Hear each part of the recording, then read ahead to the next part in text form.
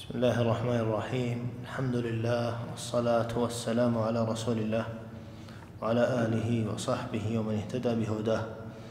اللهم اغفر لشيخنا ولوالديه ولمشايخه، واغفر لنا ولوالدينا ولمشايخنا ولجميع المسلمين برحمتك يا أرحم الراحمين.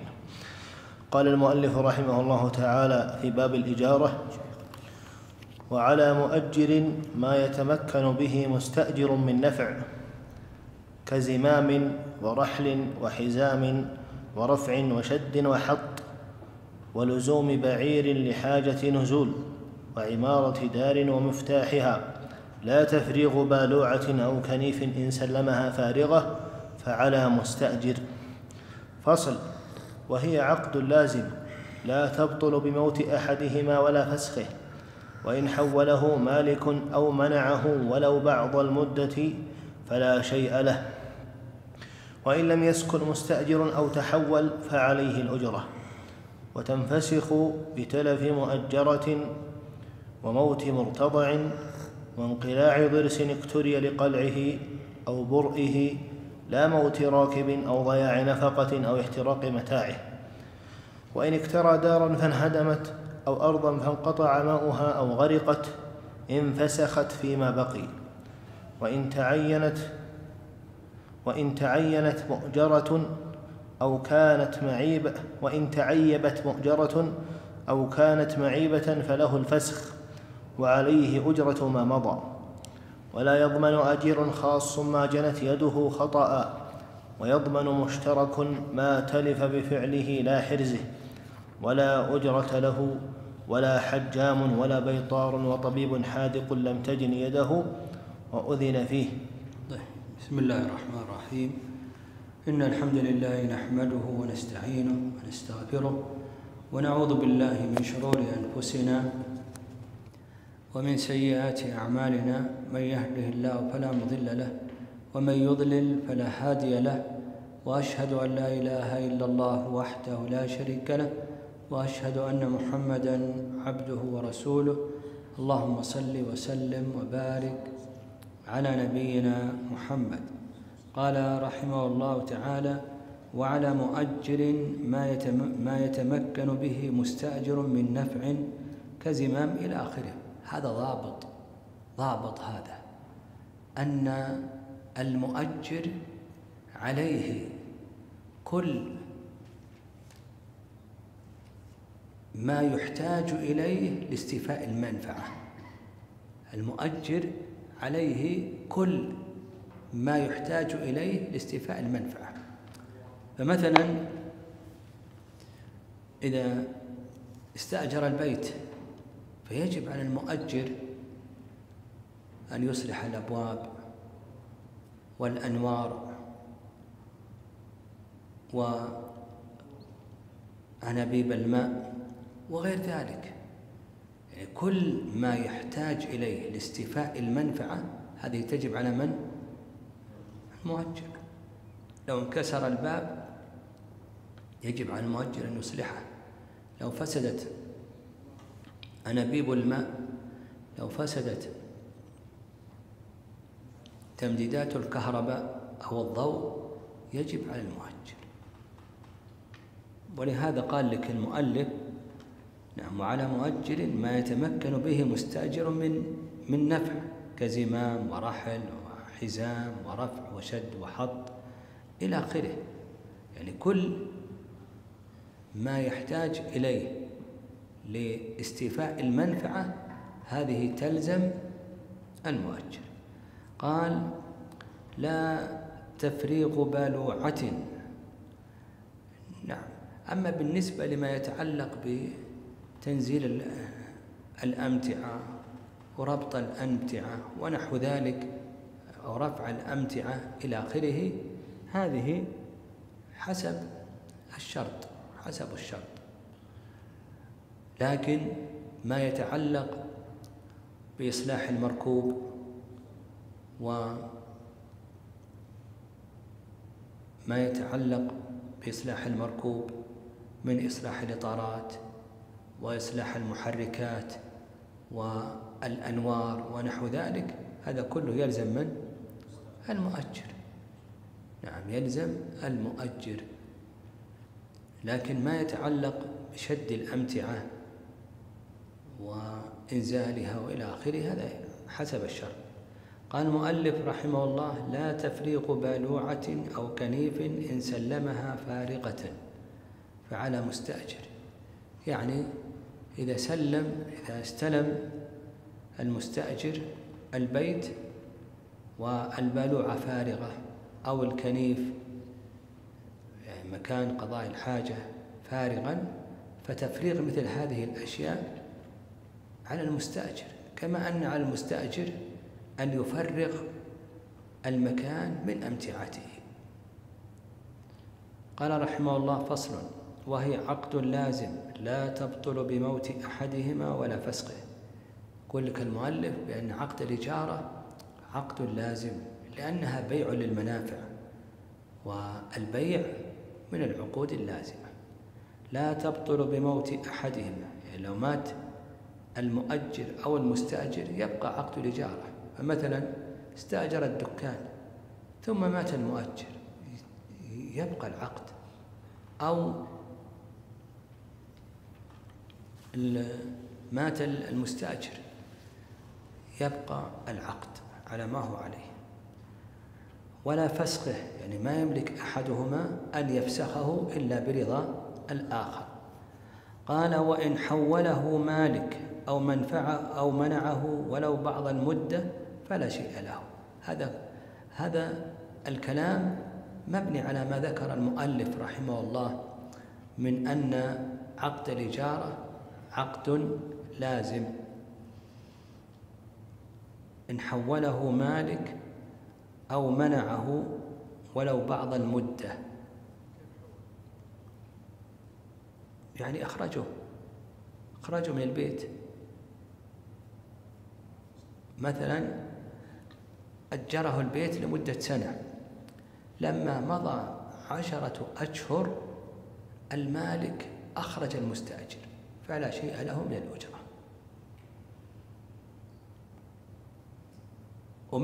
والعكس بالعكس، لأن عقد لازم. لو أن المستأجر خرج جلس استأجر سنة ثم جلس شهرا أو شهرين ثم ترك المكان يلزمه جميع الأجرة. استثنى بعض العلماء ما لو لم يتمكن المستأجر من استيفاء المنفعة لعذر من الأعذار، فإنه يجب عليه الأجرة بالقسط. ولنفرض أنه استأجر الدكان لمدة سنة، وبعد أن مضى 6 أشهر لم يتمكن من المواصلة، ترك المحل لعذر، فيلزمه نصف الأجرة.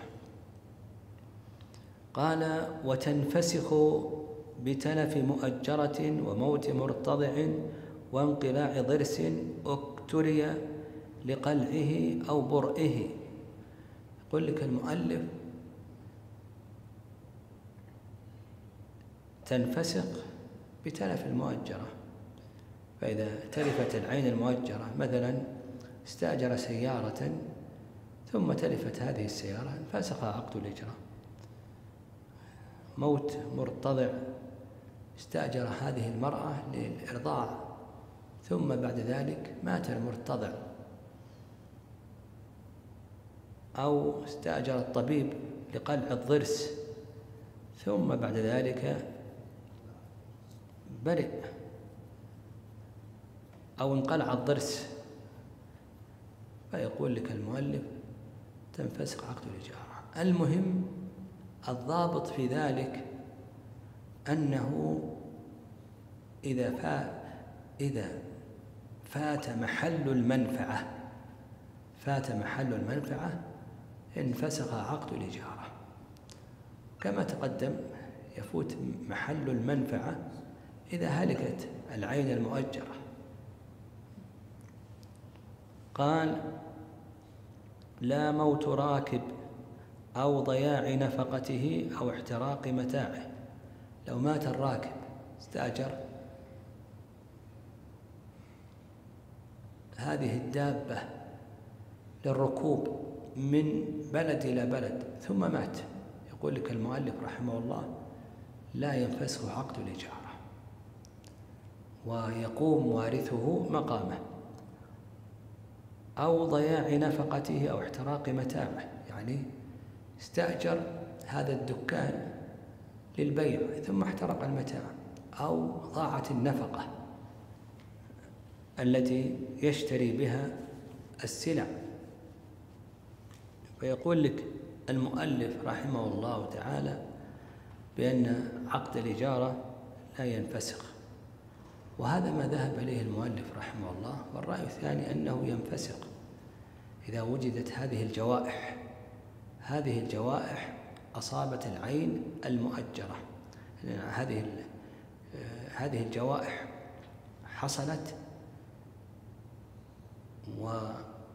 للمستأجر ولم يتمكن من استيفاء المنفعة، فإن عقد الإجارة ينفسخ.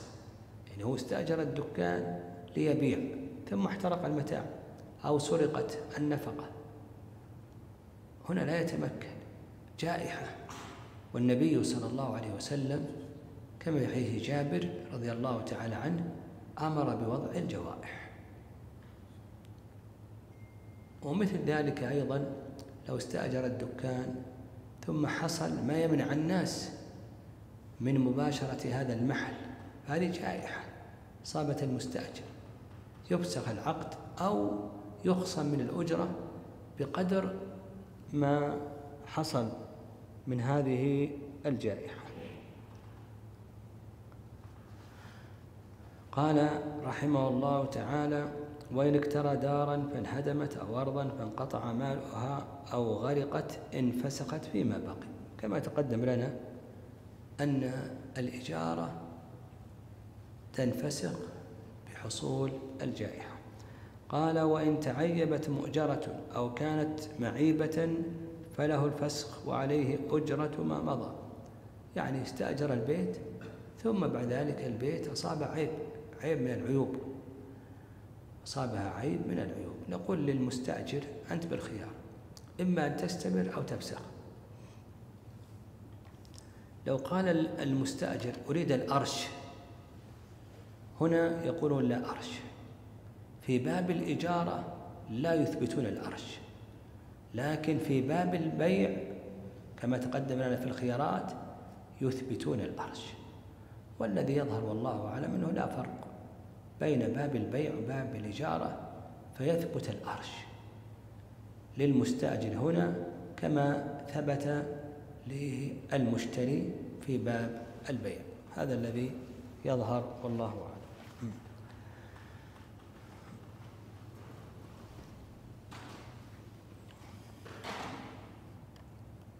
والأرش سبق لنا بيانه وكيف يقدر، تقدم الكلام عليه.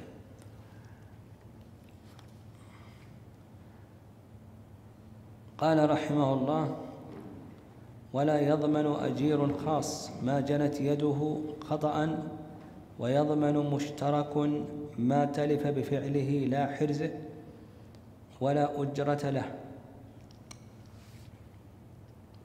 الأجير الخاص، من هو الأجير الخاص؟ نعم، من قدر نفعه بالزمن. والأجير المشترك من قدر نفعه بالعمل.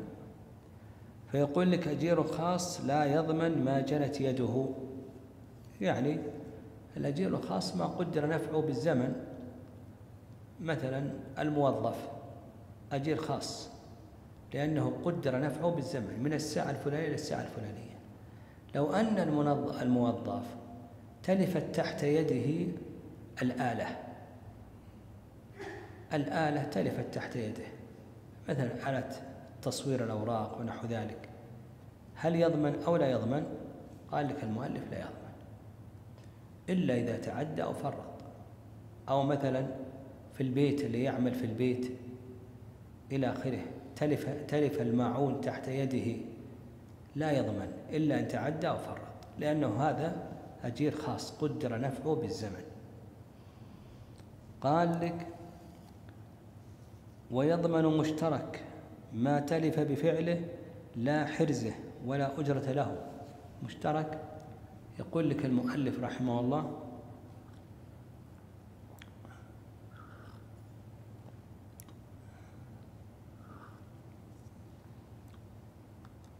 المشترك يقول المؤلف رحمه الله تعالى: يضمن ما تلف بفعله. وش مثاله المشترك؟ مثل الطباخ. زين، الطباخ أنت أعطيته الطعام لكي يطبخه، ثم بعد ذلك رفع النار فاحترق الطعام، تلف الآن بفعله ولم يتلف بفعله؟ يضمن. تلف بفعله يضمن. قال لك: لا من حرزه، لا يضمن إذا تلف من حرزه. كيف ذلك؟ أعطيته الطعام طباخ لكي يطبخه، فجاء السارق وكسر الباب وأخذ الطعام، يضمن أو لا يضمن؟ قال لك: ما يضمن. فما تلف بفعله يضمن، وما تلف من حرزه لا يضمن. والخلاصة في هذا أن الذي يظهر والله أعلم أن الأجير الخاص والمشترك كل منهما لا يضمن إلا بالتعدي أو التفريط. إن تعدى فعل شيء لا يجوز ضمن، فرط ترك شيئا يجب ضمن. إذا لم يتعدى ولم يفرط فإنه لا ضمان. نعم، فإنه لا ضمان. قال: ولا أجرة له، يعني المشترك، ولنفرض أنه طبخ الطعام وانتهى وأقفل على الباب لكي يصلي، ثم جاء السارق وكسر وأخذ الطعام، يضمن ولا ما يضمن؟ ما يضمن، لأنه من حرزه. طيب، قال: أنا طبخت الطعام، أعطونا الأجرة، هل له الأجرة أو لا؟ قال لك: لا، ليس له الأجرة. قال: ولا حجام وبيطار وطبيب حاذق ولم تجن أيديهم وأذن فيه.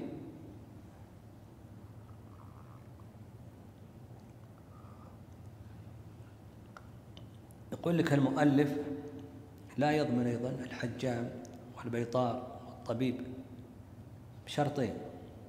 الشرط الأول أن يكون حاذقا، يعني أعطى الصنعة حقها. طبيب بمعنى طبيب له معرفة بالطب، له معرفة بمداواة هذا الموضع، ليس جاهلا. هذا الشرط الأول، أن يكون حاذقا. الشرط الثاني ماذا؟ لم تجني يده، فإن جنت يده ضمن. فالطبيب اشترط لكي لا يضمن شرطان: الشرط الأول أن يكون حاذقا، يعني أعطى الصنع حقها. الشرط الثاني ألا تجني يده. وعلى هذا لو جنت يده أو كان جاهلا يضمن. مثال ذلك: الطبيب يحتاج أنه يعطي المريض 1 مليمتر من البنج، فأعطاه أخطأ، أعطاه 2 مليمتر، وذهب عقله أو تلف، يضمن أو لا يضمن؟ نقول يضمن. أو مثلا يحتاج أن يشق للعملية 2 سنتيمتر، في شق تحركت يده، وشق 3 سنتيمتر أو 2.5، ثم حصل تلف للعضو أو للمنفعة أو للنفس، يضمن أو لا يضمن؟ نقول يضمن. نعم، يضمن. والذي يظهر والله أعلم، الذي يظهر والله أعلم أنه إن اجتهد وتحرى، إن لم يكن هناك تساهل، وإنما اجتهد وتحرى لكنه أخطأ، أنه لا يضمن. أما إذا لم يظهر من شيء من هذا، من الاجتهاد والتحري، وأخطأ، فإنه يضمن. هذا الأقرب والله أعلم. قال: ولا راع لم يتعدى أو يفرط. الراعي لو جاء الذئب أو جاء السارق وأخذ شيء من الغنم، نقول إن كان تعدى وفرط تهاون في الحفظ وتغافل عن الماشية يضمن. إذا لم يتعدى ولم يفرط لا ضمان عليه. قال: وتجب أجرة لم تؤجل بعقد، وتستحق بتسليم عمل في الذمة، وتستقر بفراغ مدة ونحوه. الأجرة لا تخلو من أمرين. الأجرة في الإجارة لا تخلو من أمر. أولا الأجرة قال لك المؤلف تجب بالعقد ما دام غير مؤجلة تجب في العقد. لكن متى يجب تسليم الأجرة؟ متى يجب تسليم الأجرة؟ أيوة، المستأجر عليه لا يخلو من أمرين. الأمر الأول أن يكون عملا، فلا يجب تسليم الأجرة إلا بتسليم العمل. يعني مثلا استأجرته لكي يدهن الحائط، متى تعطيها الأجرة؟ إذا انتهى. هذا إذا كانت الإجارة على عمل. القسم الثاني أن تكون الإجارة على عين منفعة، يجب التسليم بالعقد. يجب التسليم بالعقد. استأجرت البيت تعطيها الأجرة، إلا إذا رضي المؤجر أن يؤخر. فإذا كانت على عمل تسليم العمل، على عين منفعة عين تسليم العين. سلمك البيت خلاص أعطوها الأجرة، سلمك السيارة تعطيها الأجرة، إلا إذا كان هناك شرط. نعم. قال رحمه الله: وتستقر بفراغ مدة، يعني تجب كاملة إذا فرغت المدة. مثلا استأجرت البيت لكي تسكن، متى تسلم الأجرة؟ بالعقد. إذا سلم لك البيت خلاص، البيت هذا لمدة سنة ب10,000. متى تستقر الأجرة كاملة؟ بعد السنة تجب كاملة.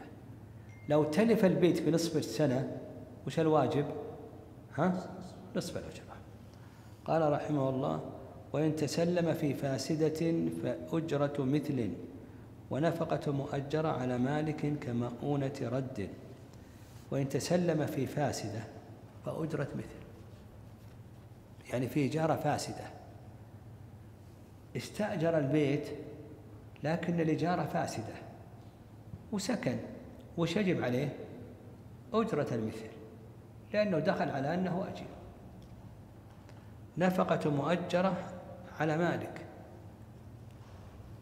استأجر البيت هذه تحتاج إلى صيانة، من الذي يقوم بالصيانة؟ المالك. ولنفرض احتاجت أن استأجر البيت لمدة سنة سنتين، احتاجت إلى صيانة بالنسبة لأنابيب الماء، لأسلاك الكهرباء، الذي يقوم بالصيانة من هو؟ المالك. سبق أن ذكرنا ضابطا، وهو الضابط ما هو؟ أنه على المؤجر كل ما يتمكن به المستأجر من أي شيء من الإنفاق، من استيفاء المنفعة. أحسنت. كمؤونة رد مؤونة نفقة رد العين المؤجرة تكون على من؟ على المالك، ليست على المستأجر. مثلا استأجر سيارة والسيارة تحتاج إلى مسافة لكي ترد إلى مالكها، فمؤونة الرد تكون على المالك. قال رحمه الله: باب الجعالة. جعالة مأخوذ من الجعل،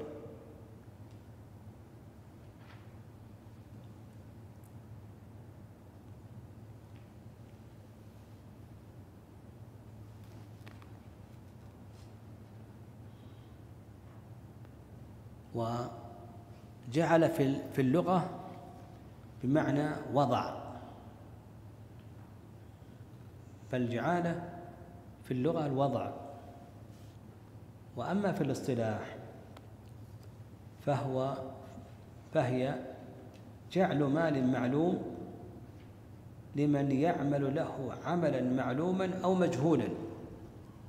جعل مال معلوم لمن يعمل له عملا مجهولا أو معلوما، هذه الجعالة.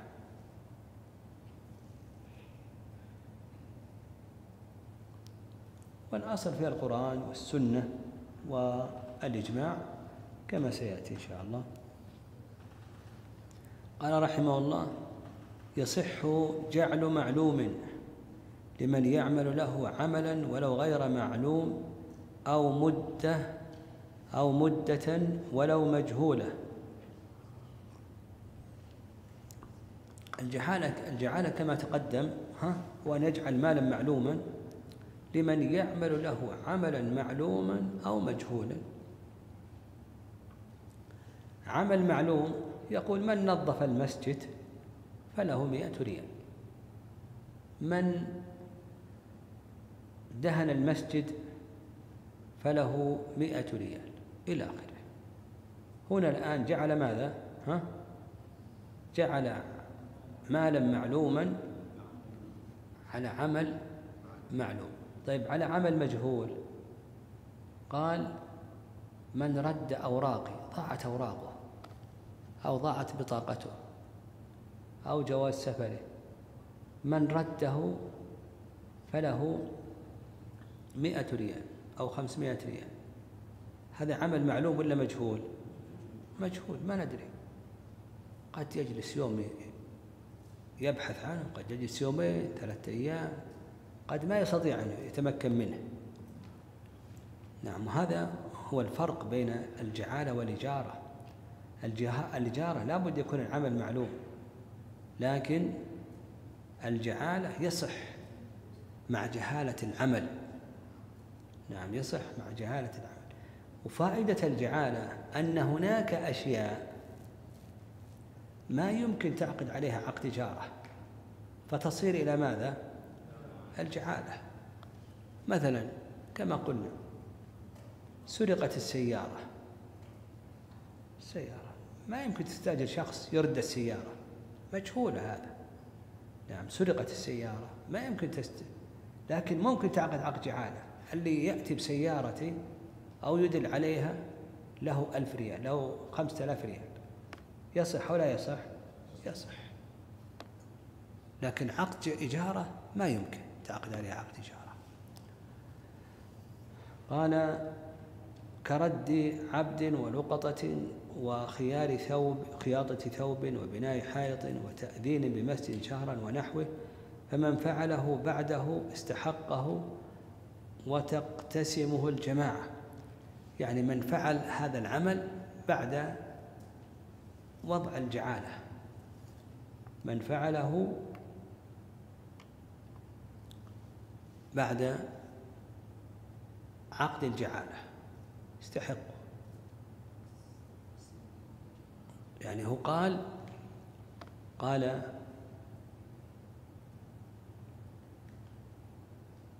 من نظف المسجد فله 100 ريال. هذا الشخص، هذا قاله الصباح، هذا الشخص نظفه بالأمس، يستحق أو لا يستحق؟ لا يستحق، لأنه عمل قبل الجعالة. لكن بعد الجعالة يستحق أو لا يستحق؟ نعم، إذا علم يستحق. وإذا قام به جماعة، قال من نظف المسجد فله 100 ريال، علم جماعة اشتغلوا عليه، ايش نقول؟ يقتسمون الجعل بينهم. قال رحمه الله: وإن فسخ عامل لم يستحق شيئا وجاعل بعد شروع عامل فأجرة عمله. يعني الجعالة عقد جائز. لو أن العامل فسخ لا يستحق شيئا.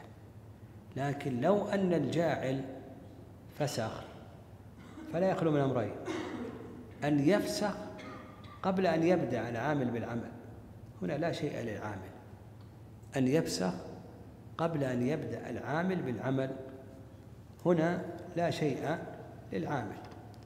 القسم الثاني أن يفسخ بعد أن يشرع في العمل، فيقول لك المؤلف له ماذا؟ أجرة المثل، أجرة المثل، نعم، أجرة المثل بالنسبة لعمله أو أجرة عمله. مثال ذلك قال: من نظف المسجد فله 100 ريال. العامل نظف نصف المسجد ثم قال الجاعل فسخت، وش يستحق العامل؟ يستحق 50. نعم، يستحق 50. أو مثلا قال: من رد سيارة المسروقة فله 1000 ريال. اشتغل العامل يوم، يومين، 3 أيام، ثم فسخ الجاعل، نقول أجرته وأجرة عمله، كم العمل هذا كم يستحق عليه يوميا؟ كل يوم يستحق 50 ريال، عمل يومين يأخذ 100 ريال. قال رحمه الله: وإن اختلف في قدر جعل في جعل أو قدره فقول جاعل. اختلف في جعل، قال العامل: أنت قلت من نظف المسجد له 100 ريال، أو من أذن في هذا المسجد له 100 ريال، وأنا أذنت. قال: لا، ما قلت هذا. ما القول قوله؟ قول الجاعل. والمذهب عندهم قاعدة، وهي أن القول قول الغارم، القول قول الغارم. وأيضا الأصل عدم الجعالة، يعني الأصل عدم الجعالة. أو في قدر الجعل، قال العامل: أنت قلت 100، قال الجاعل: لا، أنا قلت 50. من القول قوله؟ الجاعل لما تقدم.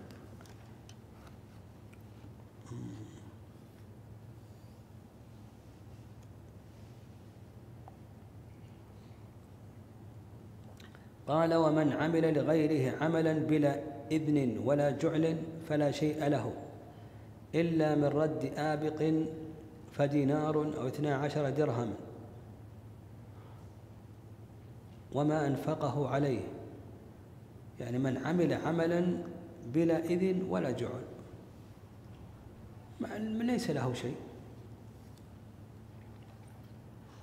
يعني مثال ذلك: أوقفت السيارة ثم جاء شخص وغسل السيارة،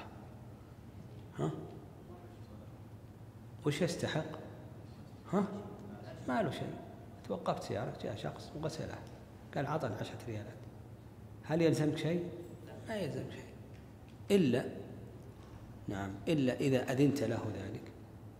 أنت أذنت له في ذلك. فيقول لك الشيخ رحمه الله: أذنت، الحمد لله. أو قلت غسلها بكذا، الحمد لله. لم تأذن ولم تضع جعلا، لا يلزمك شيء. استثنى المؤلف رحمه الله: إلا من رد آبقا فدينار أو 12 درهما وما أنفقه عليه. يعني هذا رقيق آبق، وجده شخص، وجد هذا الرقيق الآبق ثم رده إلى سيده، وش يستحق؟ دينار أو 12 درهم، لأنه كان في عهد النبي صلى الله عليه وسلم الدينار يساوي كم بالدراهم؟ 12 درهم. لورود الأثر في هذا، الأثر نعم هذا وارد فيه الأثر لكنه ضعيف، نعم ضعيف. قال: ومن خلص متاع غيره أو قله من هلكة فأجرة مثله. يعني هذا شخص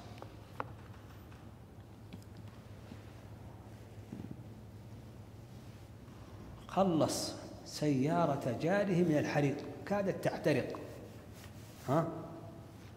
أو كاد الحيوان أن يغرق، خلصه من هلكه، وش يقول المؤلف؟ يقول هذا له أجرة المثل. نعم، هذا له أجرة المثل.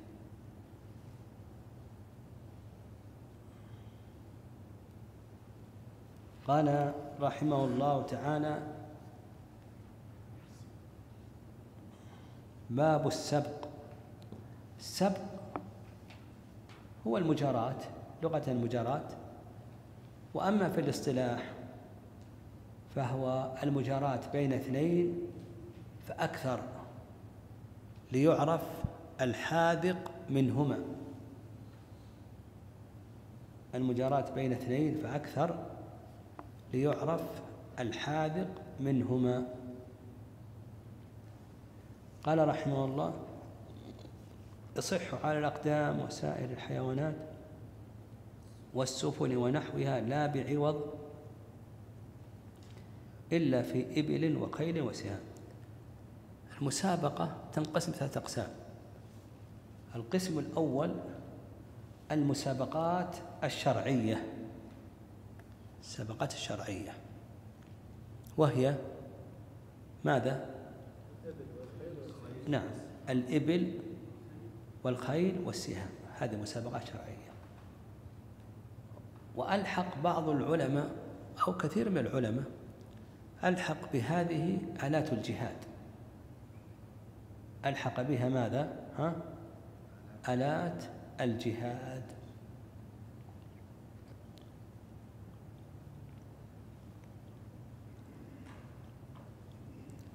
ألحق بها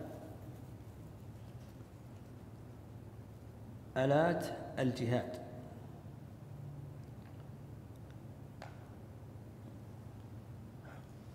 الآن آلات الجهاد الآن موجودة، فقالوا بأن المسابقة على هذه الأشياء مسابقات شرعية.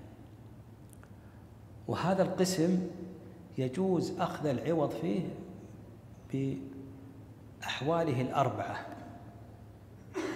من الإمام، قال من فاز في هذه المسابقة له 1000 إلى آخره. من أحدهما إن غلبتني لك 1000 ولا ما أعطيك شيء أو ما تعطيني. من أحدهما، من كل منهما، يعني هذا يدفع 100 ريال وهذا يدفع 100 ريال، والفائز يأخذ 200. هذا جائز وهو من الميسر المباح، هذا ميسر، لكن لما كان يترتب عليه مصلحة وهو التعليم على آلات الجهاد جائز. وقال لك أنا أدفع 100 وأنت تدفع 100 واللي يفوز يأخذ 200. يجوز ولا يجوز؟ هذا جائز، جائز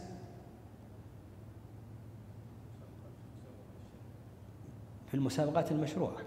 نعم. والرأي الثاني أنه لا يجوز إلا بمحلل،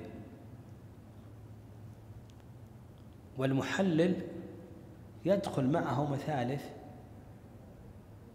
يغنم ولا يغرم. يعني مثلا أراد يتسابق على الخيل، هذا دفع 1000 وهذا دفع 1000، هذا ميسر.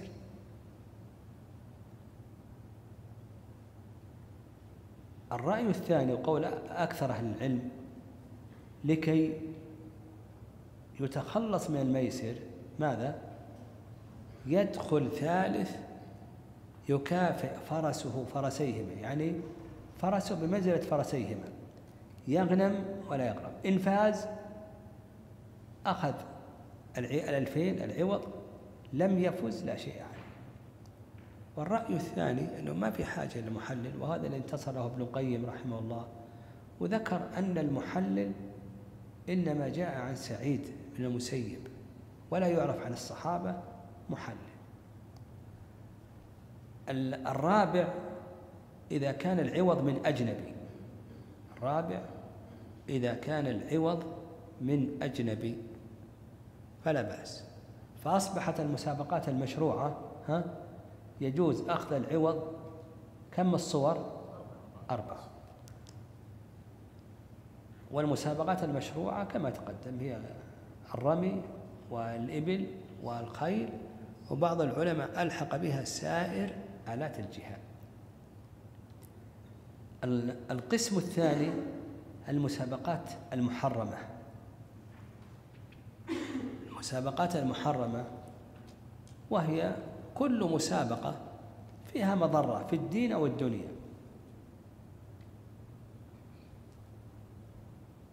كل مسابقة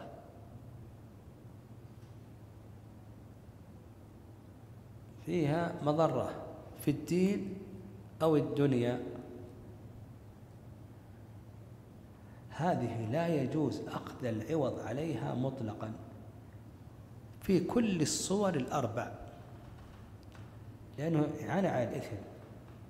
مثل الآن ما يوجد من المسابقات اللي فيها مضرة، مثل مسابقات السيارات،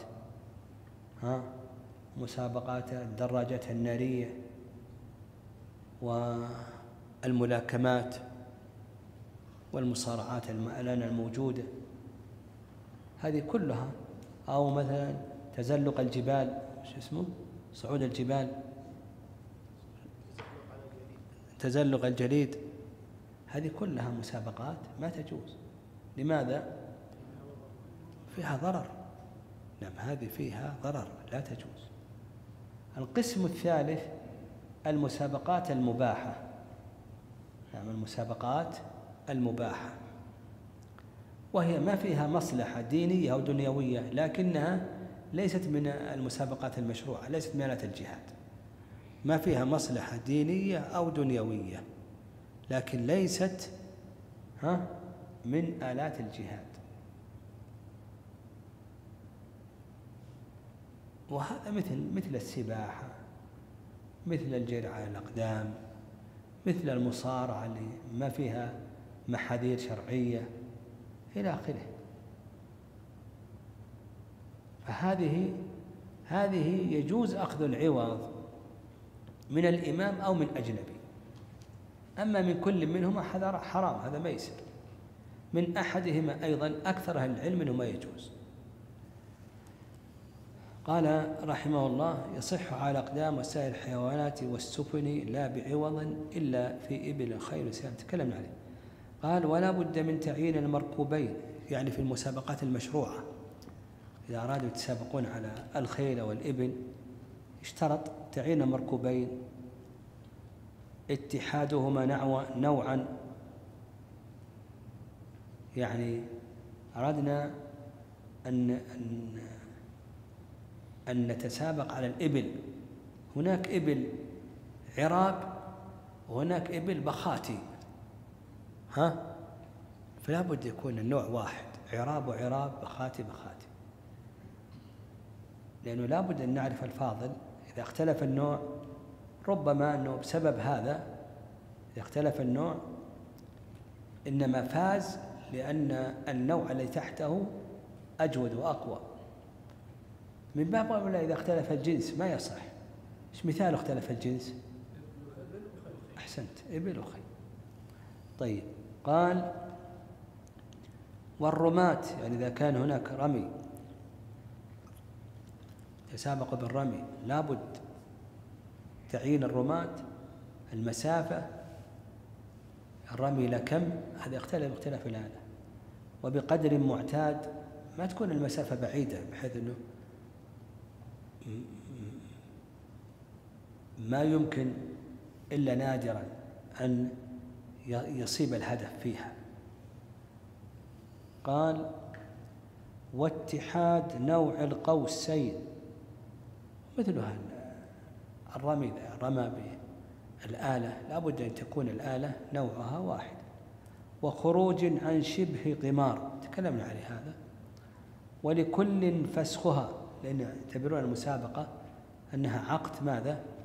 عقد جائز، لكن إذا شرع في السباق اللي ورد عن الصحابة أنه يكون هدفان: زيد يرمي إلى هدف وعمر يرمي إلى هدف. قال رحمه الله: باب العارية. العارية مأخوذة من العري وهو التجرد، وأما في الاصطلاح فهي إباحة نفع عين. في الاصطلاح إباحة نفع عين تبقى بعد استيفائه، إباحة نفع عين تبقى بعد استيفائه، استيفاء المنفعة.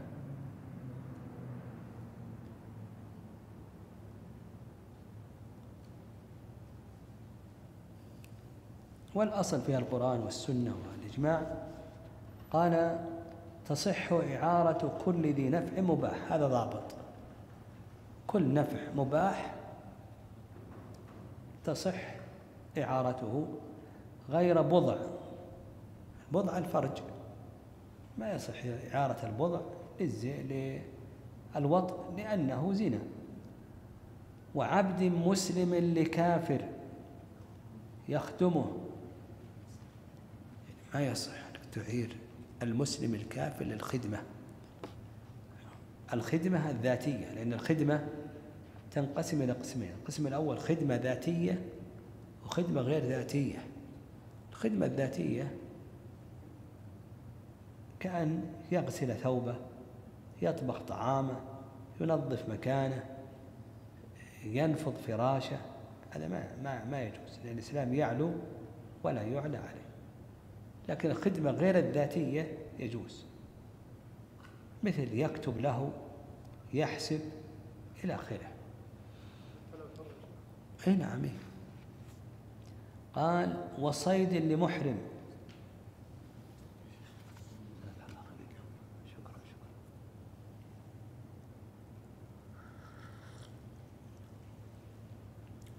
صيد لمحرم.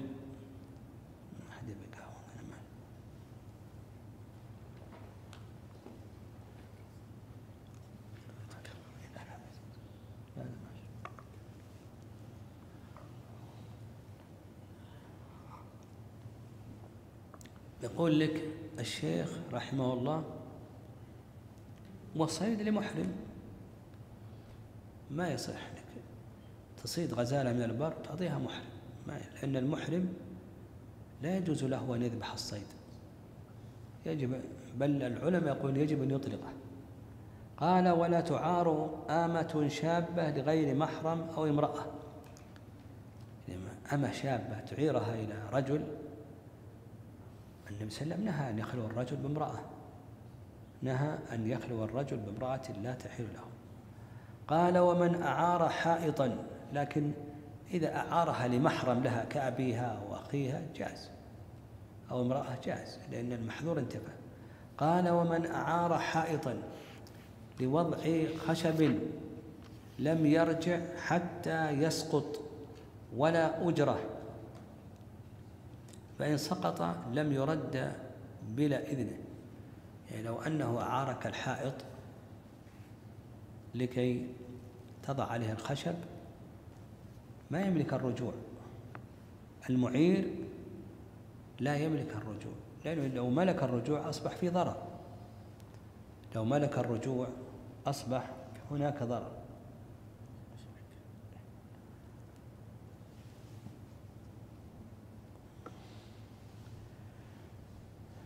حتى يسقط ولا أجرة للمعير. فإن سقط الحائط ما يرد الخشب إلا بالإذن، إلا مرة ثانية. قال: وتضمن العارية ولو لم يفرط أو شرط نفي ضمانها غير كتب وقف ونحوها، وعليه مؤنة ردها. العارية هل هي مضمونة وغير مضمونة؟ المؤلف يرى أنها مضمونة، وقول أكثر العلم. وعند أبي حنيفة أن العارية لا تضمن، والصحيح ما ذهب إليه الحنفية أنها لا تضمن،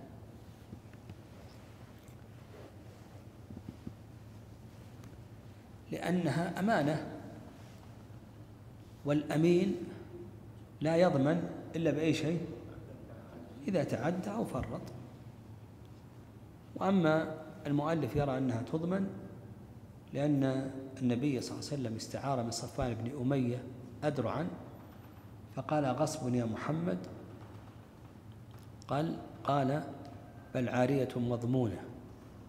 وجاء: بل عارية مؤداة. الصحيح أن معنى مضمونة يعني مضمونة الرد، أني أردها عليك، ليست مضمونة عند التلف إلا إذا تعدى أو فرط. قال لك الشيخ: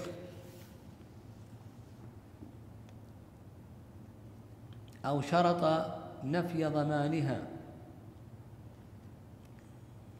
يعني يقول لك العارية مضمونة حتى ولو شرط نفي الضمان.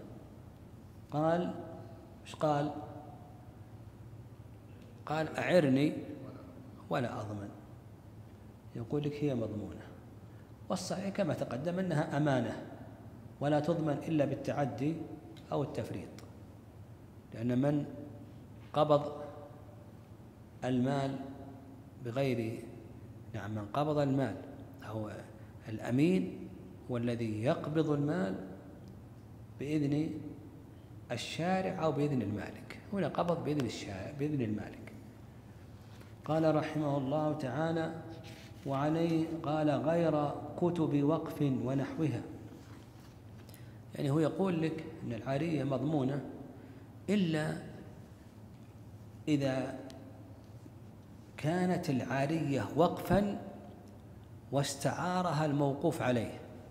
يعني عندنا مثلا كتب، هذه الكتب وقف على طلاب العلم، جاء أحد طلاب العلم واستعارها الكتاب، ثم تلف الكتاب عنده، يضمن أو لا يضمن؟ قال لك لا يضمن إلا إذا تعدى أو فرط. فإذا كانت العارية وقفا وتلفت عند الموقوف عليه بلا تعد ولا تفريط لا ضمان. مثله أيضا لو تلفت العارية فيما استعيرت له لا ضمان. يعني هو استعار القلم ليكتب فيه وجعل يكتب فيه حتى أن القلم تلاشى، يضمن أو لا يضمن؟ ما يضمن. ثالثا إذا أركب منقطعا للثواب، شخص وجده في الطريق منقطع تعطلت به راحلته وأركبه ثم تلفت الدابة تحته لا ضمان. رابعا إذا كانت العارية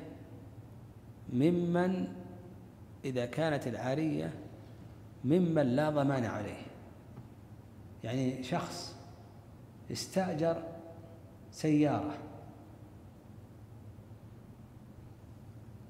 المستأجر يضمن ولا ما يضمن؟ استأجر سيارة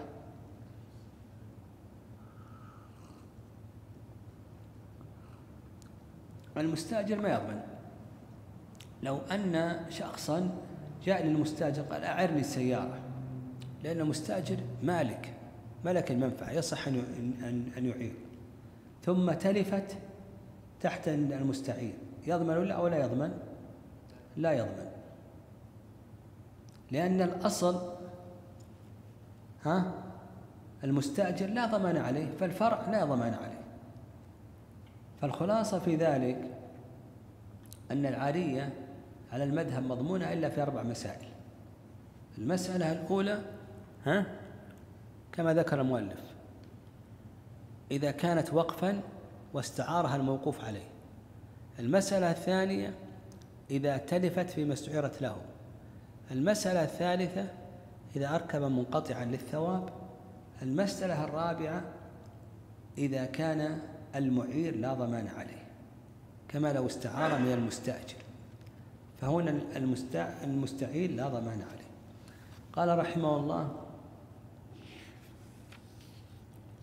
ولا يعير مستعير ولا يؤجرها، فإن تلفت عند ثان ضمن أيهما شاء.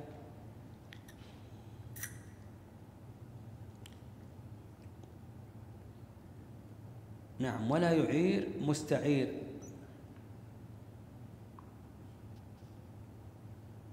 المستعير ملك المنفعة ولا ملك المنفعة؟ لم يملك. الإعارة إباحة النفع. المستأجر ملك المنفعة ولم يملك، ملك، لكن المستعير لم يملك. وعلى هذا لا يملك المستعير أن يعير لأنه ما ملك، ولا يملك أن يؤجر لأنه ما ملك. طيب، لو أعارها فإن تلفت عند ثان ضمن أيهما شاء، يعني أعارها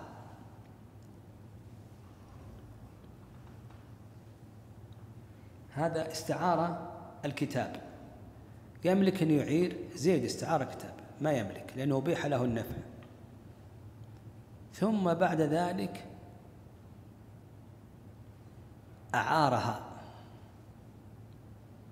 المستعير أعارها فتلفت عند الثاني،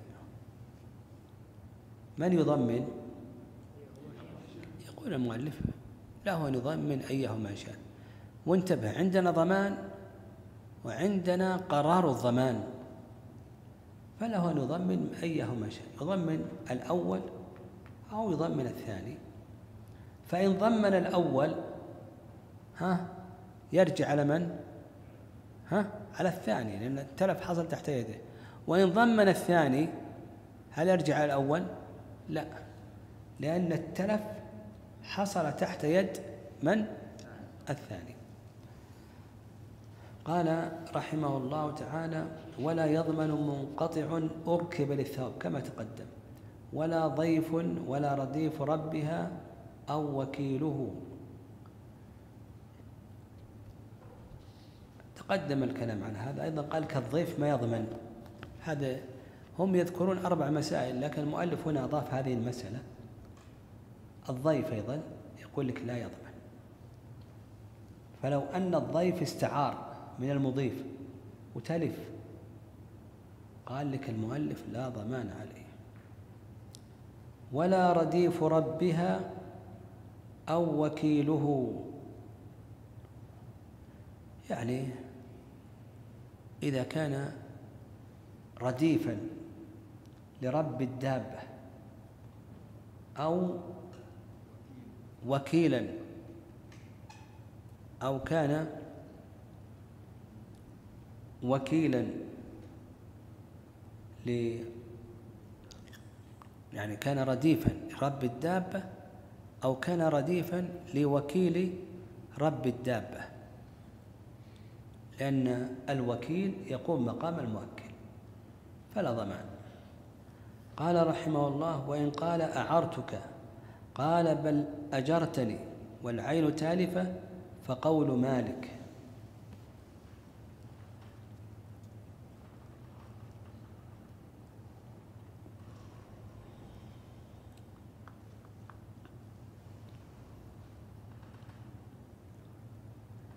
وإن قال أعرتك قال بل أجرتني والعين تالفة، يعني هو قال أنا أعرتك، قال لا أنت أجرتني والعين تالفة. القول قول من؟ المالك. لماذا المالك قال أنا أعرتك؟ علشان يضمن، لأن عارية مضمونة.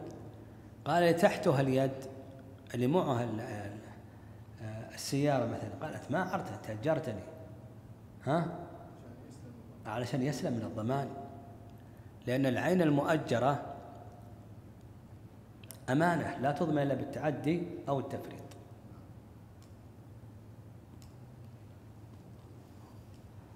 قال وكذا أجرتك، قال بل أعرتني عقب عقد، فإن مضى ما له أجرة فأجرة مثل لماض. قال وكذا أجرتك،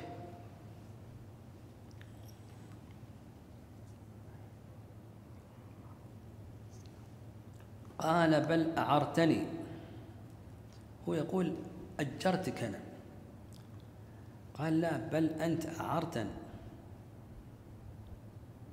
عقب عقد، يعني الخلاف هذا عقب العقد مباشرة.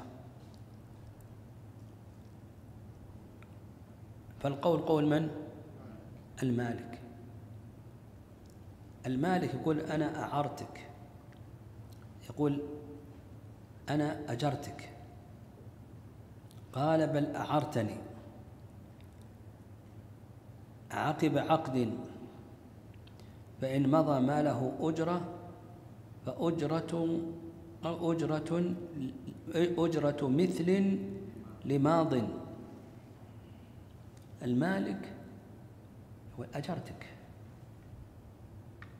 المستعير يقول ماذا؟ أعرتني، وهذا الخلاف عقب العقد. القول قول من؟ المالك.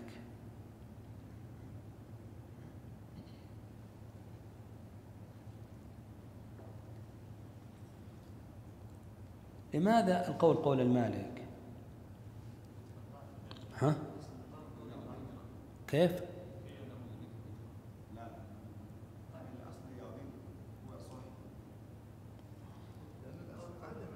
ها؟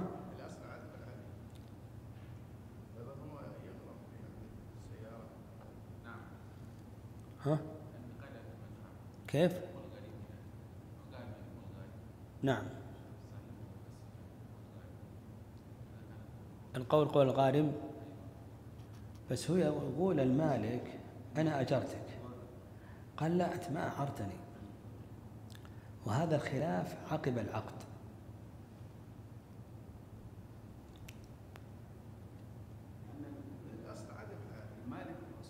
أيوة. ها؟ المالك هو صاحب العين، إذا لو ثبت الضمان يكون على المستعين لاعب، هو صاحب الحق ويقبل قوله مطلقا سواء قال قيمة أو هذه، صح يا شيخ؟ لا هو قال لك الآن القول قول المالك المؤلف. وكذا أجرتك، قال بل أعرتني عقب عقد، فإن مضى ما له أجرة فأجرة مثل لماض. نعم، يعني اختلفوا عقب العقد. ها؟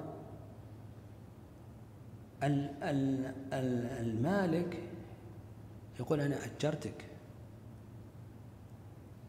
قال اللي بيده اليد العين لا أنت أعرتني، فالقول قول من؟ المالك. لماذا؟ لا هو لكي يضمنه. ها؟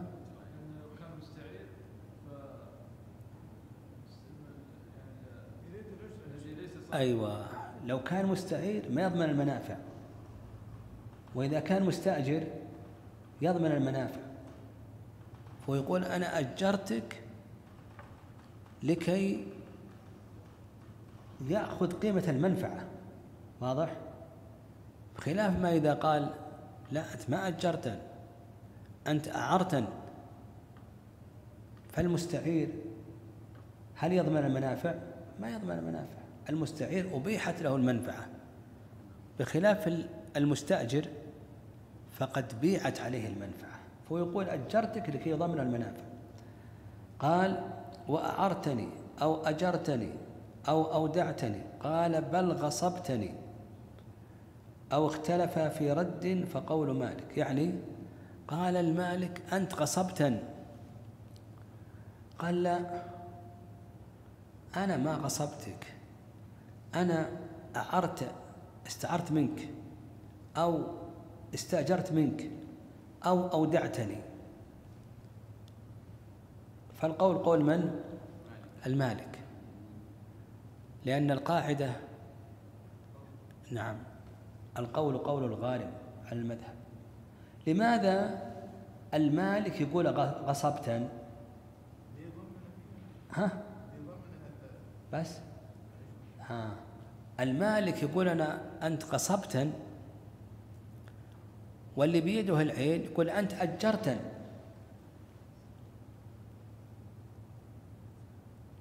فالمالك يدعي الغصب، لماذا؟ لكي يضمنه العين والمنفعة. لو تلفت العين يضمنها العين والمنفعة، وهذاك يقول أجرتا لكي يضمن ماذا؟ المنفعة فقط، أما العين ما يضمن إلا أنه أمين. ومثله أيضا مثله أيضا قال أعرتني أو أودعتني، واضح. قال غصبتا، قال لا أنت أعرتني، مثل ذلك. يدعي الغصب لكي يضمنه العين والمنفعة، وهذا يدعي الإعارة لكي لا يضمن، لكي يضمن العين فقط دون المنفعة، لأن العارية مضمونة على المذهب. أو أودعتني، يدعي الوديعة ما يضمن لا العين ولا منفعة، وهذا يدعي عليها العين والمنفعة. قال واختلف في رد، فقول مالك يعني قال المالك أنت ما رديت العارية، أنا أعطيتك الكتاب ما رديته عارية. قال لا أنا رددت. فالقول قول من؟ المالك، لأن الأصل عدم الرد، والقول قول الغالب. وحكم العارية الجمهور أنها مستحبة، الشيخ الإسلام يقول بأنها واجبة مع الغنى. إذا كان لا يحتاج، يعني مثلا عنده كتابان يحتاج واحدا وآخر لا يحتاجه، ايش حكم العارية هنا؟ واجبة، لأن الله عز وجل ذم الذي يمنعون، قال ويمنعون الماعون. طيب ناخذ إن شاء الله باب الغصب، نصير إن شاء الله نقف عليه، والحمد لله نصير أغلب يعني انهينا أحكام المعاوضات، إلا يمكن بابين فقط، اللقطة واللقيط والشفعة والوديعة يا الموت. الحمد لله. الغصب في اللغة أخذ الشيء قهرا أو ظلما، أخذ الشيء ظلما. وأما في الاصطلاح فهو الاستيلاء على مال الغير ظلما، الاستيلاء على مال الغير ظلما. والغصب محرم، الغصب محرم، ودل على التحريم القرآن والسنة والإجماع. قال يضمن به عقار كأم ولد، يعني أن الغصب يكون للعقارات ويكون للمنقولات، خلافا للحنفية، فالحنفية يقولون الغصب لا يكون للعقار، ولهذا قال لك يضمن به عقار. كأم ولد لا كلب يقتنى، الكلب الذي يقتنى ما هو؟ مختص، ليس مالا، ولهذا ما يكون غصبا. ولا خمر ذمي، أيضا الخمر ليست مالا شرعيا، وإن كانت مالا عند أهل الذمة فلا يكون أخذها غصبا. ويردان، يعني يجب على من غصب الكلب الذي يقتنى أن يرده، ويجب أيضا على من أخذ خمر الذم أن يردها إليه. قال ولا جلد ميتة، لأنه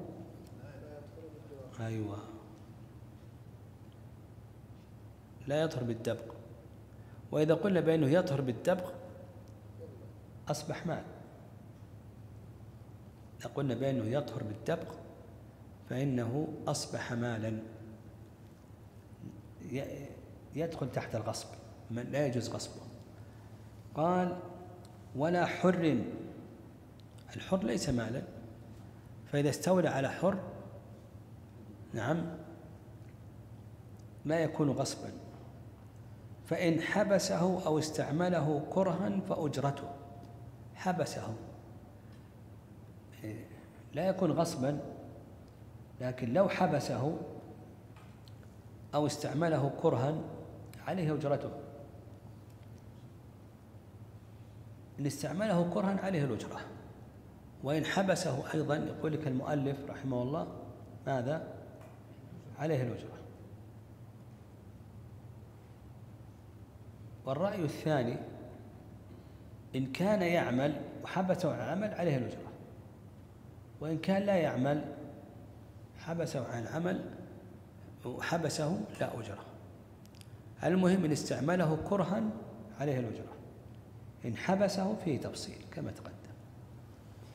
قال رحمه الله ويجب رد مغصوب بزيادته ولو تكلف أضعاف قيمته، وإن نقص فعليه نقص قيمته.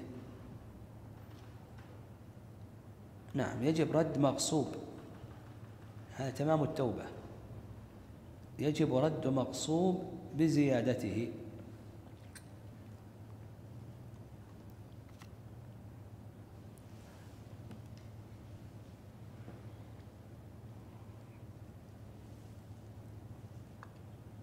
ويجب رد مغصوب بزيادته. غصب البقرة وولدت، يجب أن يرد البقرة وولدها. ولو تكلف أضعاف قيمته، غصب الحديد وجعله في أساس الحيطان، في أساس البيت، ما الحكم هنا؟ يهدم البيت ويرد الحديد، لأنه ليس لعرق ظالم حق. والرأي الثاني رأي الحنفية، نعم أنه إذا كان سيترتب على ذلك ضرر فاحش ما يجب. قصب الحديد وجعله في البيت، تهدم البيت، الحديد ب1000 ريال والبيت ب100,000، هذا فيه ضرر فاحش، فيغرم القيمة لمالكه. قال وإن نقص فعليه نقص قيمته. نعم غصب البقرة وهي سمينة ثم نقصت، فعليه نقص، نعم عليه نقص القيمة. قال وإن بنى أو غرس مغصوبة لزم قلعه وأرش نقصها وتسويتها وأجرتها. يعني غصب أرضا ثم غرس فيها أو بنى فيها، وش يلزمه؟ قلع الغراس والبناء، أرش النقص قد تنقص الأرض، تسوي الحفر، الأجرة، مدة بقائك في هذه الأرض. والخامس التوبة، هذه 5 أمور. قال وإن زرعها فلربها قبل حصده تملكه بمثل بذره وعوض لواحقه ولا أجرة إذن. عرس غصب أرض ثم زرعها بر ولنفرض،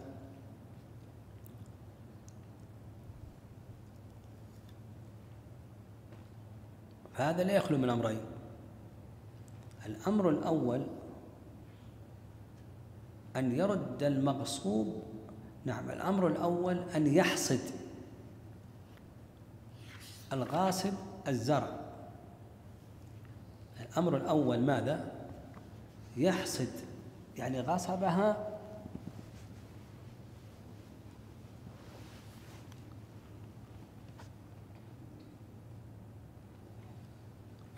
وزرع وحصد، الزرع لمن يكون؟ للغاصب، حصد وعليه الأجرة. طيب القسم الثاني قبل الحصد، نقول رب الأرض أنت بالخيار، إما أن تتملك الزرع، يكون الزرع ملك لك ولا أجرة لك، وإما أن تجعل الزرع للغاصب وعليه ماذا؟ عليه الأجرة. قال لك وإن زرعها فلربها قبل حصده تملكه بمثل بذره وعوض لواحقه ولا أجرة إذن تملك الزرع مثل بذره، يعني بذرها يعطي الغاصب مثل البذر واللي تكلف فيها النفق اللي ينفق ويكون له الزرع ولا أجرة له، أو أنه يترك الزرع لمن؟ للغاصب وعليه ماذا؟ الأجرة. فلا يخلو إذا زرع لا يخلو من حالتين، بعد الحصاد الزرع لمن؟ للغاصب وعليه الأجرة. قبل الحصاد نقول للمالك أنت بالخيار، إن شئت تتملك وتعطي الغاصب مثل البذر وعوض والنفقة ولا أجرة لك ولك لك الزرع، أو أنك تجعل الزرع للغاصب وعليه الأجرة. قال وإن غصب جارحا أو عبدا أو فرسا فصاد به أو غنم فلمالكه بلا أجرة، يعني غصب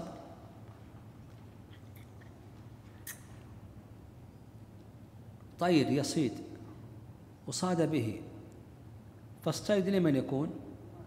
للمالك ولا أجرة له. ومثله لو غصب فرسا إلى آخره. قال وإن ضرب الغصب دراهم أو صاغه أو نسج الغزل أو قصر الثوب أو نجر الخشب أو صار الحب زرعا أو البيضة فرخا أو النوى غرسا رده وأرش نقصه ولا شيء لغاصب إن زاد ولا لعمله. هذه المسألة إذا عمل الغاصب في المغصوب عملا، ثوب خاطه، خشب نجرها إلى آخره، وش الحكم هنا؟ نقول يجب على الغاصب أن يرد المغصوب وأرش النقص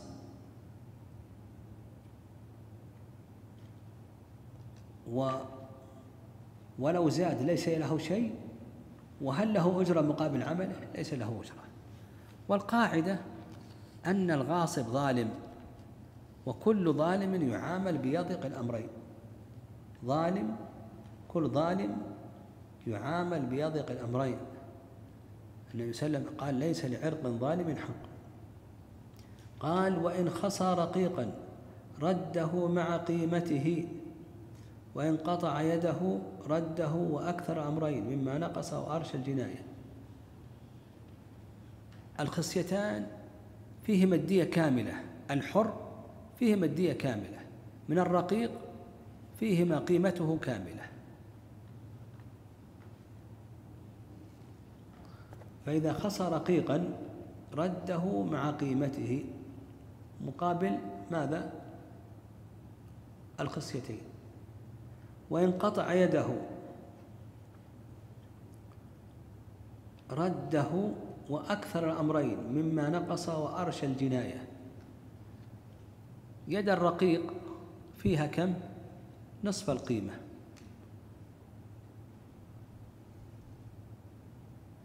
فيقول لك الشيخ رحمه الله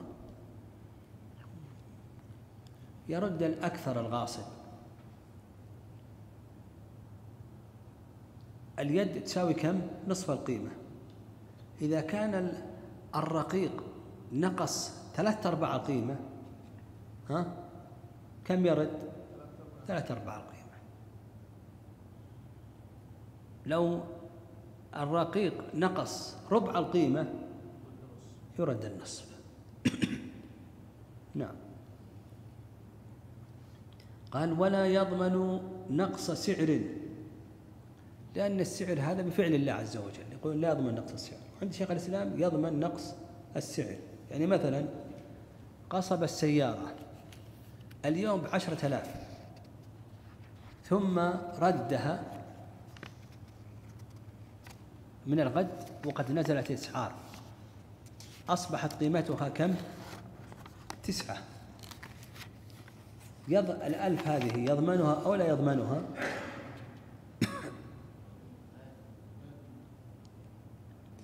نعم.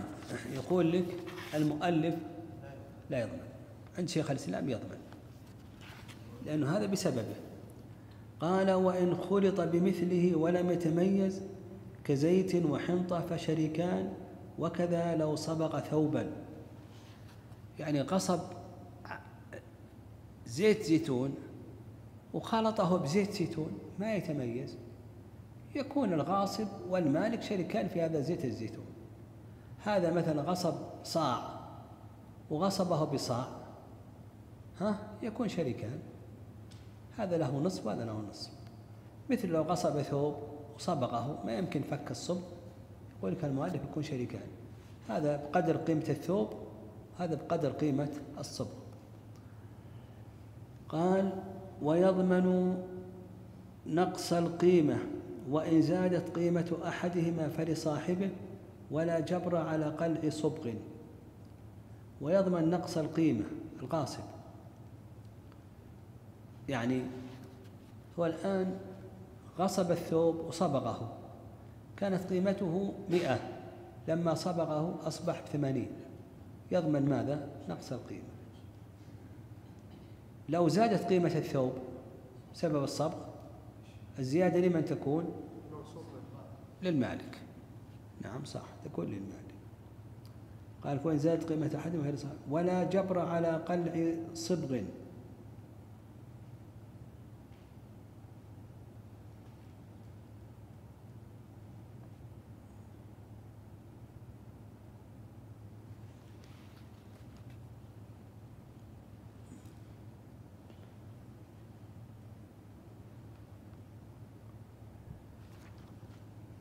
وقال لك المؤلف ولا جبر على قلع صبغ، يعني ما يجبر الغاصب على قلع الصبغ.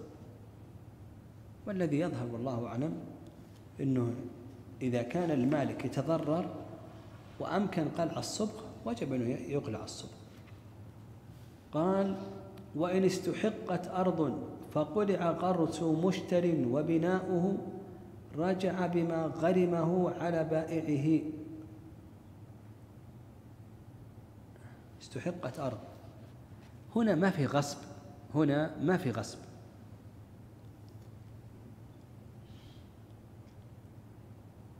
صورة المسألة، نعم صورة المسألة شخص باع على شخص أرضا مثل هذه المخططات هذه وغلط،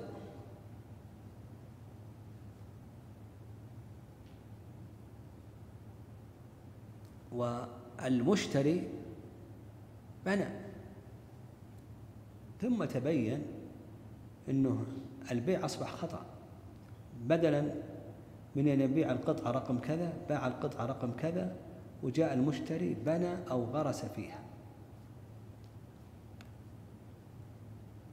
جاء المالك وإذا قد بني في أرضه، هذه ليست له أرض لكن حصل غلط الآن، اشترى وحصل غلط وبنى، وش الحكم هنا؟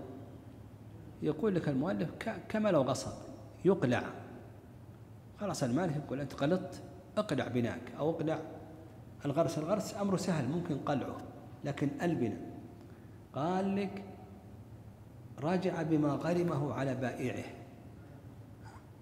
والصحيح أنه ما يملك، أنه هنا ما في غصب، وغلط حصل غلط، البايع باع غير ما يملك حصل غلط، أو حتى المشتري لو غلط وبنى في قطعة ثانية اختلف الرقم، الصحيح أنه ما يقلع، ونقول للمالك مالك البيت مالك الأرض أنت بالخيار، إما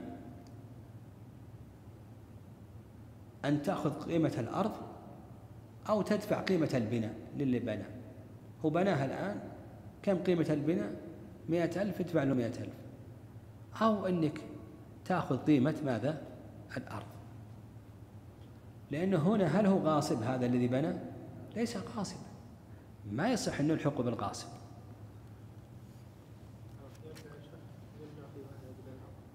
قال رجع بما غرمه على بائعه، وتصرف غاصب فيه باطل، ولمالكه تضمينه وتضمين من صار إليه. نعم، تصرف الغاصب باطل. لو أنه غصب سيارة وباع السيارة، مش حكم البيع؟ باطل. أجر السيارة باطل، عقد شركة باطل، أعارها باطل. كل العقود المترتبة على الغصب هذه كلها ماذا؟ باطلة. قال ولمالكه تضمينه وتضمين من صار إليه، تضمينه وتضمين من صار إليه. كيف ذلك؟ عندنا ضمان، عندنا قرار الضمان.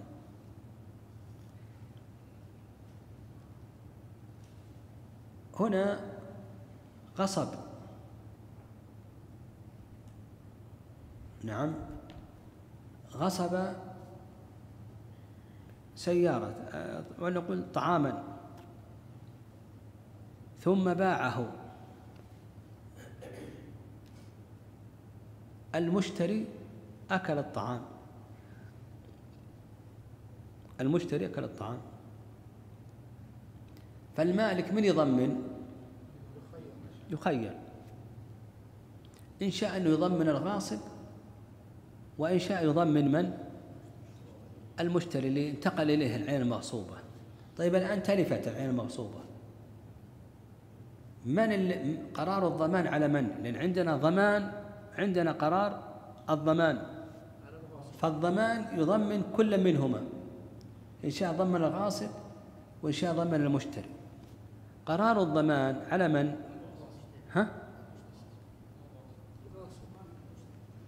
المشتري. ماذا المشتري؟ من يقول المشتري؟ لأنه ليش بقى قرار الضمان عليه؟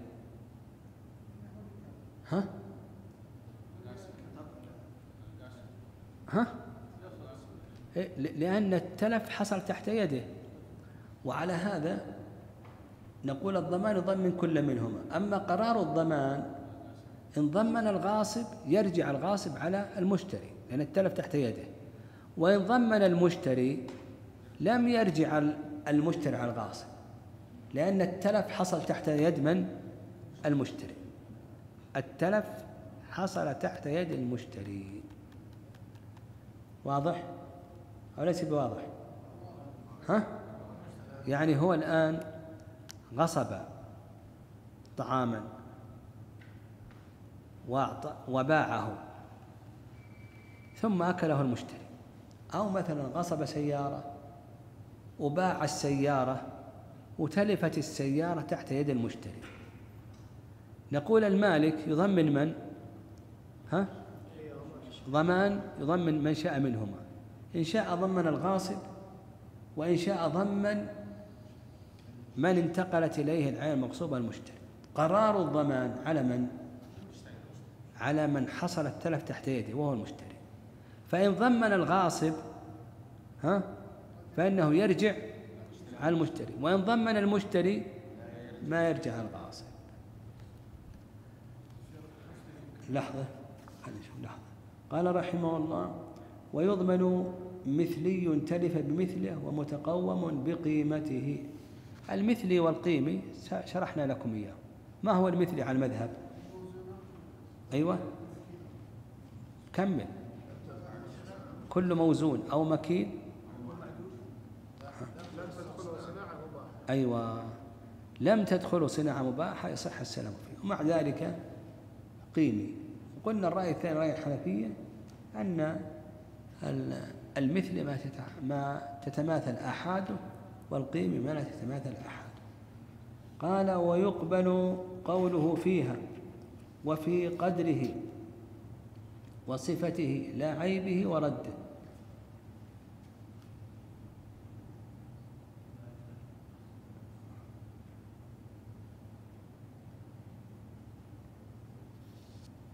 يقبل قوله قول الغاصب فيها، ويضمن مثلي تلف بمثله ومتقوم بقيمته. ويقبل قوله فيها وفي قدره وصفته لا عيبه ورده. لو قال الغاصب تلفت العين المغصوبة، قلنا رد عين المغصوبة، قال تلفت، يقبل قوله ولا يقبل؟ قال لك يقبل قوله. في قدره قال أنا غصبت كتاب واحد، قال المالك لا أنت غصبت كتابين، من قوله؟ الغاصب، لأن القاعدة أن القول قول من؟ الغالب، هو غالب. وصفته قال أنا غصبت بر متوسط، قال المالك لا أنت غصبت بر جيد، من قوله؟ الغاصب.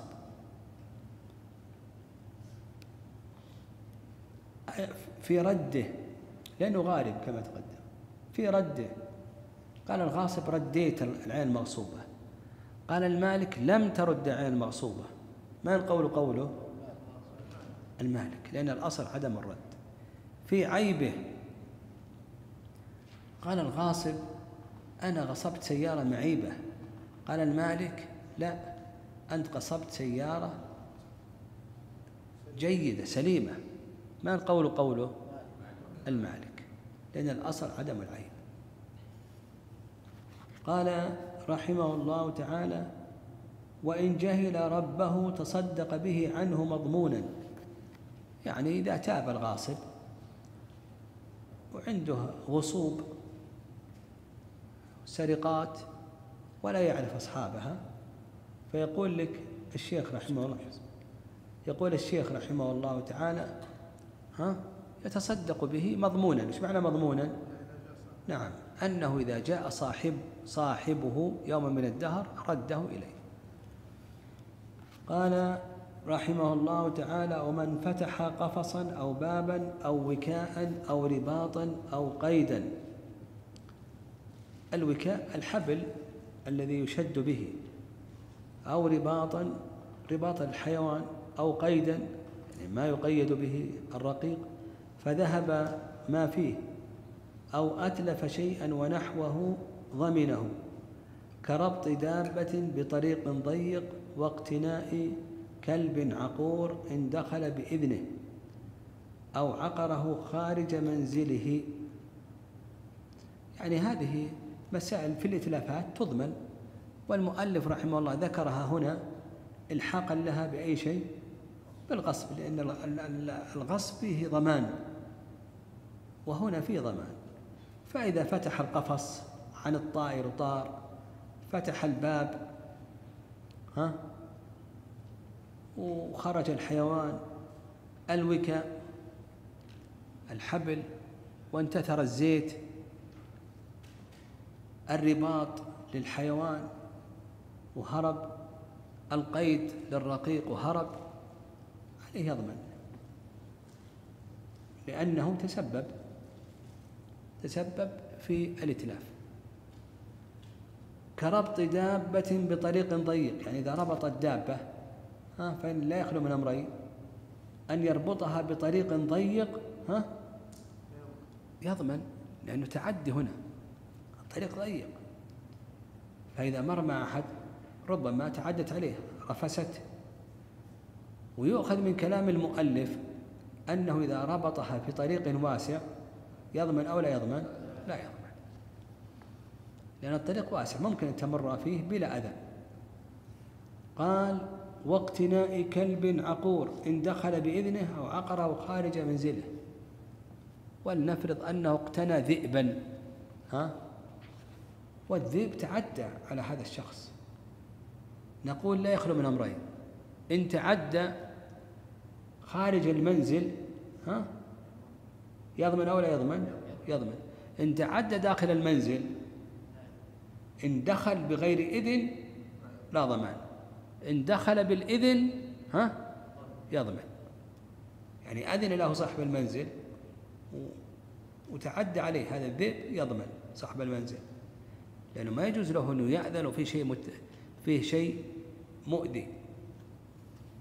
قال: ويضمن رب بهيمة ما تلفت من زرع وغيره ليلا لا نهارا إن لم ترسل بقربه.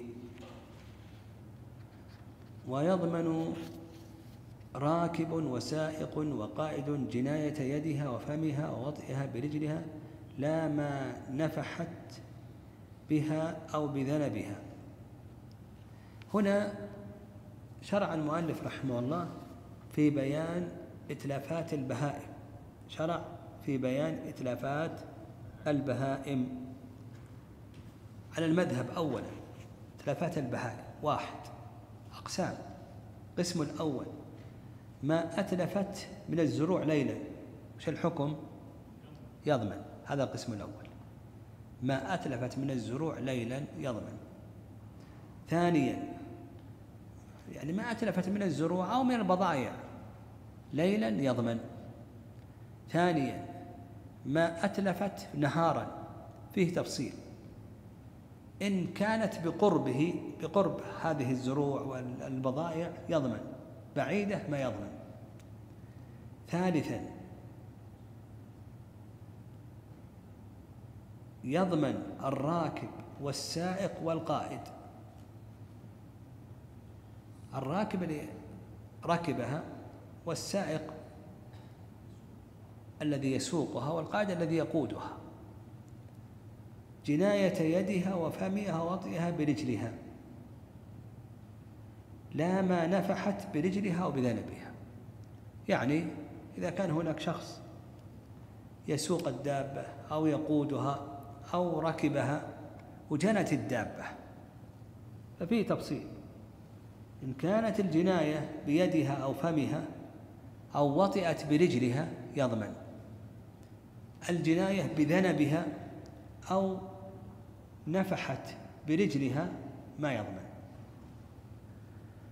فأصبح تضمين البهائم ماذا؟ 3 أقسام. القسم الأول ماذا؟ القسم الأول ما تلفت ليلا يضمن. القسم الثاني ما أتلفت نهارا، إن كان أرسلها بقرب الزروع والبضائع تضمن، أرسلها بعيدة ما تضمن، ما يضمن. القسم الثالث ماذا؟ الراكب والسائق والقائد. نعم، الراكب والسائق والقائد إذا أتلفت، إن كان بيدها أو فمها أو وطئت برجلها يضمن، بذيلها أو نفحت برجلها لا يضمن. هذا التفصيل على المذهب فيما يتعلق بجناية ماذا؟ البهائم. والرأي الثاني، نعم الرأي الثاني، نعم الرأي الثاني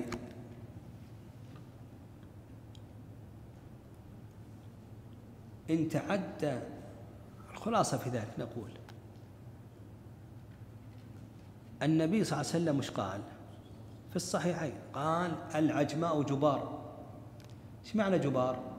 هدر، ما تضمن الجناية شيء، إلا نستثني من ذلك مسألة واحدة: إن تعدى صاحبها أو فرط يضمن. أرسل البهائم بجنب وسط الشوارع أو قرب من الشوارع وأتلفت يضمن، لأنه متعدي.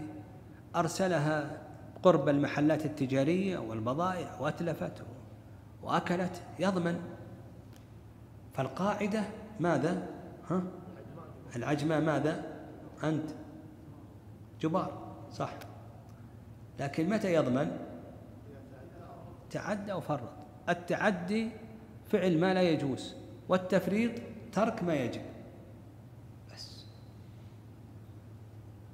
إنسان يسير بدابته وحفظها وانفلتت منه بغير اختياره حتى أتلفت، يضمن ولا ما يضمن؟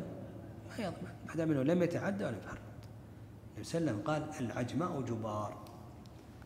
قال رحمه الله: ولا يضمن قتل صائل ولا كسر مزمار أو صليب ولا كسر آنية ذهب وفضة وآنية خمر غير محترمة. قتل الصائل يعني صال عليك بهيمة أو إنسان، تدفع بالأسهل فالأسهل، بالتخويف، بالضرب، بالجرح، بالكسر. إن لم يندفع إلا بقتله فلا ضمان عليك. حديث أبي هريرة في صحيح مسلم: النبي صلى الله عليه وسلم قال: النبي صلى الله عليه وسلم جاءه رجل قال: يا رسول الله، أرأيت إن جاء رجل يريد أخذ مالي؟ قال: لا تعطه. قال: أرأيت إن قاتلني؟ قال: قاتله. قال: أرأيت إن قتلته؟ قال: هو في النار. قال: أرأيت إن قتلني؟ قال: فأنت شهيد. فقول النبي صلى الله عليه وسلم هو في النار، هذا يدل على أنه يضمن ولا ما يضمن؟ ما يضمن. تدفع بالأسهل فالأسهل. بهيمة، إنسان، إن أمكن تدفع بالتخويف، بالضرب، بالجرح، بالكسر، لم يندفع إلا بقتل تقتل.